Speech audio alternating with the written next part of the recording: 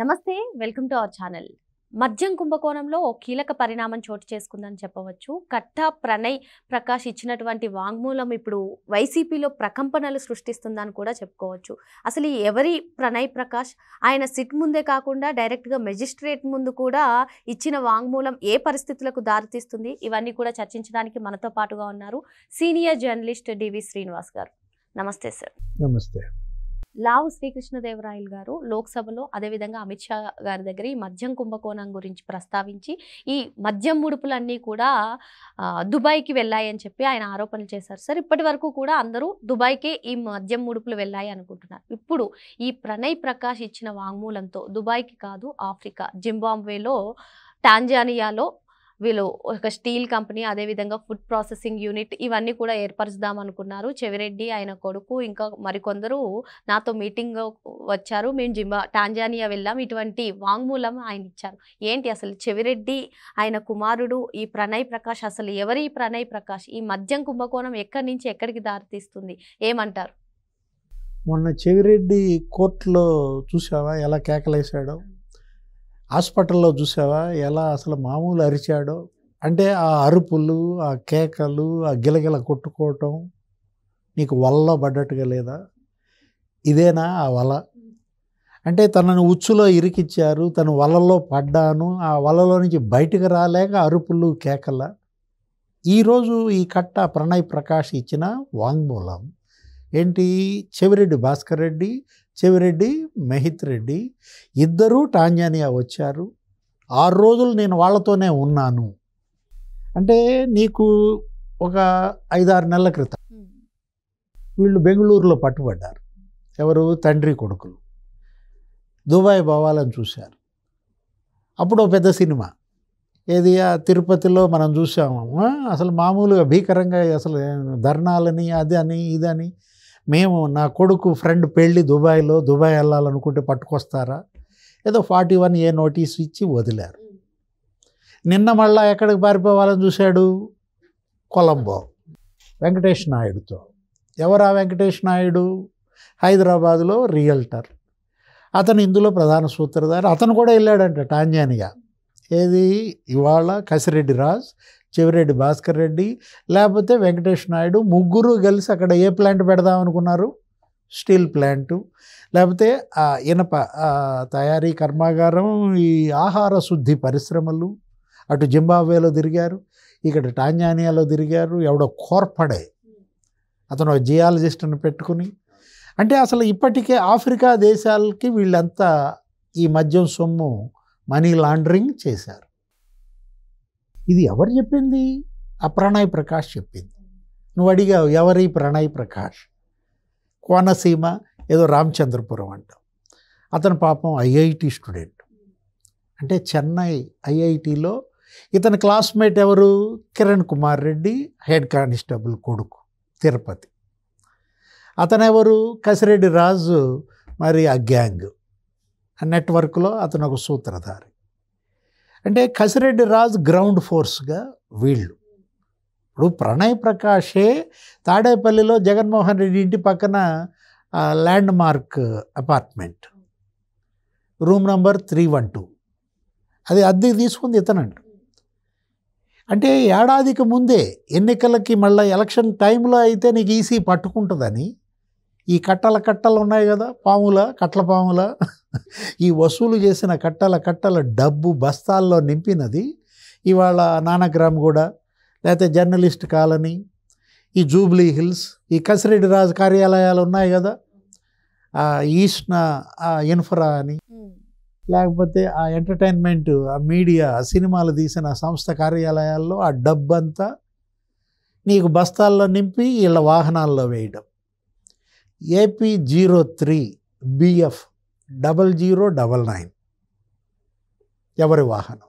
నువ్వు అడిగే క్వశ్చన్. అంటే AP 03 అంటే చిత్తూరు. ఇప్పుడు చిత్తూరు, తిరుపతి అనగానే మరి 0099 మిథున్ రెడ్డిదా? లేదు చెవిరెడ్డిదా? మోహిత్ రెడ్డిదా? అసలు 18 సార్లు ఈ వాహనంలోనే లోడింగ్ అంట. ఈ బస్తాలు ఎక్కడి నుంచి? రూమ్ నెంబర్ 312, అదేంటి ల్యాండ్ మార్క్ అపార్ట్మెంట్. ఈ డబ్బంతా మరి ఒక 6 ఉమ్మడి జిల్లాల్లో ఈ వైసీపీ కార్యకర్తలు, ఈ అభ్యర్థుల ఓట్ల కొనుగోళ్ళకి చెవిరెడ్డి భాస్కర్ రెడ్డి సమన్వయకర్తగా. అంటే ఒక కోఆర్డినేటరే మరి ఇంత మనీ లాండరింగ్, ఇన్ని ఓట్లు కొంటే సజ్జల రామకృష్ణారెడ్డి ఆయన సమన్వయకర్తగా కొన్ని జిల్లాలు చూశాడు. ఆయన ఓట్ల కొనుగోళ్ళకి మరి ఇంకెంత మద్యం డబ్బు వాడాడు? దానికి ల్యాండ్ మార్కేనా, 312ఏనా? పెద్దిరెడ్డి మిథున్ రెడ్డి గోదావరి జిల్లాలో ఇన్ఛార్జా, లేకపోతే సుబ్బారెడ్డి, వైవి సుబ్బారెడ్డి ఉత్తరాంధ్ర ఇన్ఛార్జిగా, నన్ను ఇన్ఛార్జిగా ఎందుకు తీసేశారు అని విజయసాయిరెడ్డి లబలబ. ఈ ఇన్ఛార్జీలందరూ ఈ విధంగా ఆఫ్రికా, టాంజానియా, జింబాబ్వేలో స్టీల్ ప్లాంట్లు పెట్టుకుంటారు, ఫుడ్ ప్రాసెసింగ్ ప్లాంట్లు పెట్టుకుంటారు. మరి నేనేమన్నా పిచ్చోడినా? ఇప్పుడు ఈ కుండ బద్దలు కొట్టింది విజయసాయిరెడ్డి. మామూలు పని చేశాడా? నీకు మొత్తం ర్యాకెట్ అంతా బద్దలు కొట్టాడు. ఏది ఇవాళ ఈ నెట్వర్క్ విచ్ఛిన్నం చేశాడనమాట. ఎంత పకడ్బందీగా జగన్మోహన్ రెడ్డి అటు మిథున్ రెడ్డిని, ఇటు చెవిరెడ్డి భాస్కర్ రెడ్డిని, ఇటు సజ్జల రామకృష్ణారెడ్డిని, మొత్తం వీళ్ళందరినీ ఉపయోగించి కసిరెడ్డి రాజ్ బ్యాక్ బోన్గా నిర్మించినటువంటి ఈ గ్రౌండ్ ఫోర్స్, ఇది ఒక ఏజెన్సీలంట. ఏంటి, నువ్వు చూసినట్లయితే నీకు మనీ, ఈ లాండరింగ్కి, ఈ మనీ రూటింగ్కి కొన్ని ఏజెన్సీలు ఏర్పాటు చేసుకున్నారు. కొరియర్స్ని, హ్యాండ్లర్స్ని, కోఆర్డినేటర్స్ని నియమించుకున్నారు. అసలు చూసావా? అసలు ప్రభుత్వానికి కూడా లేనంత వ్యవస్థ. అంటే organised money laundering, organised money routing అన్నమాట. ఎంత వ్యవస్థీకృతం చేశారు. నిన్నటిదాకా మనం ఏమనుకున్నామంటే ఏది నేరాలను వ్యవస్థీకృతం చేశారు అని అంటారు. ఇది ఇవాళ ఈడీ అంటారు, ఎన్ఫోర్స్మెంట్ డైరెక్టరేట్.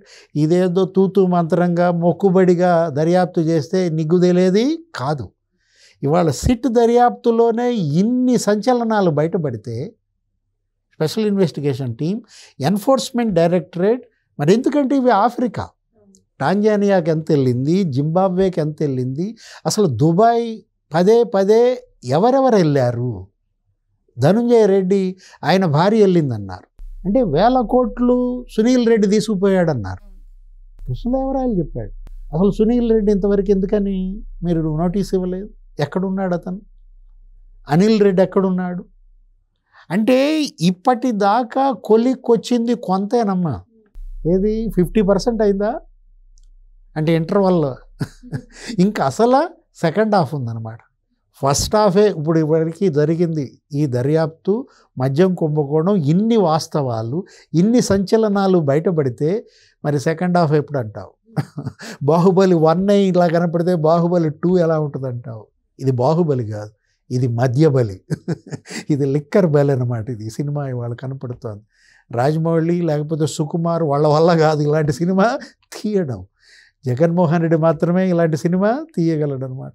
వీటన్నిటిపైన లోతైన దర్యాప్తు జరపాలంటే అటు ఈడీ ఇటు సిట్ ప్యారలల్గా ఇన్వెస్టిగేషన్ చేస్తే తప్ప ఏ మాత్రం అజాగ్రత్త వహించినా, నిర్లక్ష్యం చేసినా ఈ పందికొక్కులు కాదు, ఇవి ఎలుగుబంట్లు, ఇవి తప్పించుకునే ప్రమాదం ఉందన్నమాట.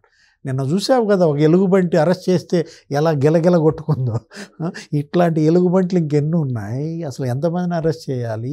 ఇవాళ ప్రణయ్ ప్రకాష్ నీకు మ్యాజిస్ట్రేట్ ముందు వాంగ్మూలం ఇచ్చాడంటే మరి నీకు అది వాస్తవం. అందులో నీకు ఎటువంటి ఇది లేదనమాట. ఇవాళ 8 మంది విదేశాలకు పారిపోయారన్నారు. వాళ్ళందరినీ పట్టురావాలి. ఆ సైఫ్ అనేవాడు ఎక్కడున్నాడు? ఈ కిరణ్ కుమార్ రెడ్డి ఎక్కడున్నాడు?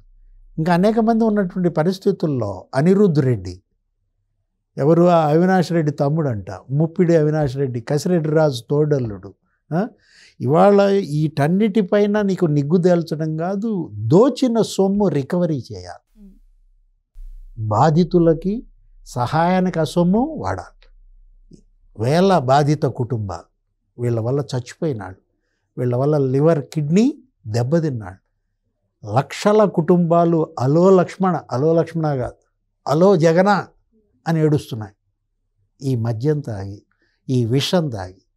మీరన్నట్టుగానే అసలు ఈ మద్యంతో ప్రజల ప్రాణాలు తీసేసి ఆ సొమ్మును తీసుకెళ్లి వేరే దేశంలో ఒక వ్యాపారం చేసుకోవడం ఏ విధంగా చూడాలి సార్ ఇదంతా? ఇవాళ ఆఫ్రికా చెవిరెడ్డి లావాదేవీలే కాదు, ఇవాళ ఆఫ్రికా దేశాలతో వైసీపీ నాయకులు ఇంకెంతమంది లావాదేవీలు చేశారు.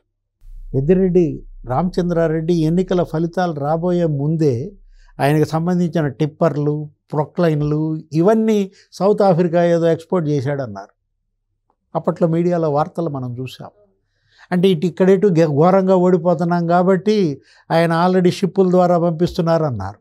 అప్పుడు దాన్ని ఖండిస్తూ ఆయన మేమే గెలుస్తున్నాం, నాకు ఆఫ్రికా దేశాల్లో వ్యాపారాలు ఉన్నాయి సౌత్ ఆఫ్రికాలో అని చెప్పాడు. ఈ వ్యాపారాలు అంటారా సార్ పెద్దిరెడ్డి? వీటన్నిటిపైన దర్యాప్తు జరిపించాలి. ఆ స్థాయి ఆస్తులు వీళ్ళకి ఎక్కడి నుంచి వచ్చాయి? ఇప్పుడు మోటార్ సైకిల్కి ఠికానా లేని పెద్దిరెడ్డి రామచంద్రారెడ్డి 50,000 కోట్లు ఎలా సంపాదించాడు అన్నదెవరు? ఆ పార్టీ ఎమ్మెల్యే, అతను ఎంపీ అభ్యర్థిగా టికెట్ ఇచ్చినటువంటి ఆదిమూలం.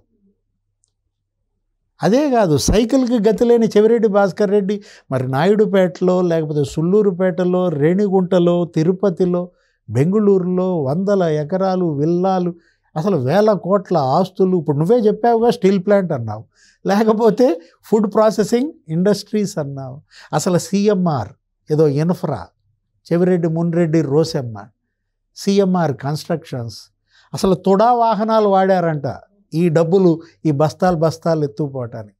ఇప్పటిదాకా మనం బంగారం అనుకున్నాం, ఇప్పుడు ఏం కనపడుతుంది మనకి? ఆఫ్రికా కనపడుతున్న పరిస్థితుల్లో గతంలో జగన్మోహన్ రెడ్డి పైన కూడా అనేక ఆరోపణలు. ఆయన 6 దేశాలకు మనీ లాండరింగ్ చేశారంటే, తండ్రి ముఖ్యమంత్రిగా ఉండగా, రాజశేఖర రెడ్డి బతికి ఉండగా జగన్మోహన్ రెడ్డి 6 దేశాలకు మనీ లాండరింగ్ చేశాడన్నారు.